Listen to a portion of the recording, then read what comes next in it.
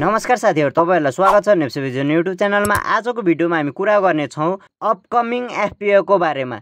So आजको video start गरौं। Let's start.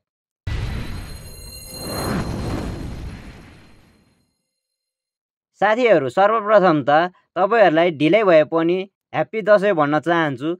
अनि तपाईहरुले दशैंको टीका लगाउनु भयो त? यदि लगाउनु भयो भने तपाईहरुले चाहिँ दक्षिणा कति कमाउनु भयो त? त्यो कुरा कमेन्टमा लेख्न नबिर्सिनु होला। अब लागौं विषयवस्तुतर्फ। 3 वटा लघुवित्तको एफपीओ आउन अब अन्तिम चरणमा रहेका छन्। त्यो कुन रहेका छन् त? हेरौं है त। 1 नम्बरमा रहेको छ मातृभूमि लघुवित्त संस्था। मातृभूमि लघुवित्त वित्तीय संस्था लिमिटेड एफपीओ निष्कासनको अन्तिम चरणमा रहेको छ। नम्बर अफ शेयर रहेको छ 11,49,982 किता। इस्यु प्राइस रहेको छ रु 100 पर किता। सेक्टर रहेको छ माइक्रो फाइनान्स सेक्टर। इस्यु म्यानेजरको रूपमा रहेको छ मुक्तिनाथ क्यापिटल लिमिटेड। यसको एलपीटी को कुरा गर्दा चाहिँ 1005 रुपैयाँ रहेको छ। यसरी हेर्दाखेरि हामीलाई चाहिँ यो एफपीओ पर्यो भने 1000 को लगानीमा 10,000 त हुने पक्का नै रहेको छ। सो तपाईहरु रेडी भएर बस्नु होला। त्यसैगरी अर्को नम्बरमा रहेको छ विजय लघुवित्त संस्था लिमिटेड।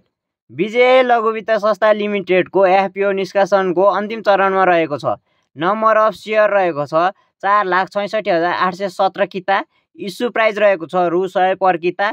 सेक्टर रहेको छ माइक्रो फाइनान्स। इस्यु म्यानेजरको रूपमा रहेको छ एनएमबी क्यापिटल लिमिटेड। यसरी यो विजय लघुवित्त संस्थाको एलपीटी को कुरा गर्दा चाहिँ 825 पर किता रहेको छ।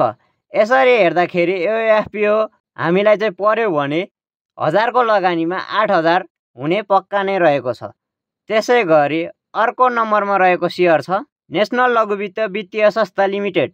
नेशनल लघुवित्त वित्तीय संस्था लिमिटेडको एफपीओ निष्कासनको अन्तिम चरणमा रहेको छ। नम्बर अफ शेयर रहेको छ 6,69,900 किता। इस्यु प्राइस रहेको छ 270.49 पर किता। सेक्टर रहेको छ माइक्रो फाइनान्स सेक्टर। इस्यु म्यानेजरको रूपमा रहेको छ आरबीबी मर्चेन्ट बैंक लिमिटेड। यसरी हेर्दा यसको इस्यु प्राइस चाहिँ 270.49 रहेको छ भने यसको एलपीटी को कुरा गर्दा चाहिँ 1268.3 रहेको छ। यसरी हेर्दाखेरि चाहिँ यसमा पनि 8 देखि 10,000 को बीचमा चाहिँ मुनाफा हुने सम्भावना रहेको छ। साथीहरु, तपाईहरु चाहिँ अब पैसा ठिक पारेर राख्नु होला। एफपीओहरु चाहिँ धितोपत्र बोर्डले निष्कासन पक्कै गर्ने नै छ। आजको लागि यति नै।